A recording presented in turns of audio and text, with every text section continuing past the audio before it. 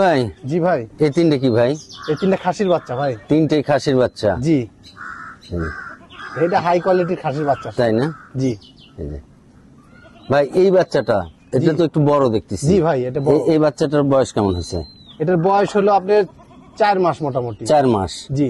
এই বাচ্চাটার দাম কেমন রাখবেন? এই 26,000 টাকা দাম ভাই। 26,000 টাকা। জি।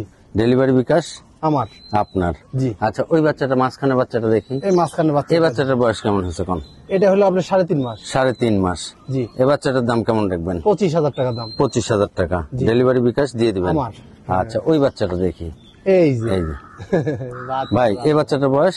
এই বাচ্চাটা 3.5 মাস বয়স। 3.5 মাস বয়স। জি। এই বাচ্চাটার দাম কেমন রাখবেন?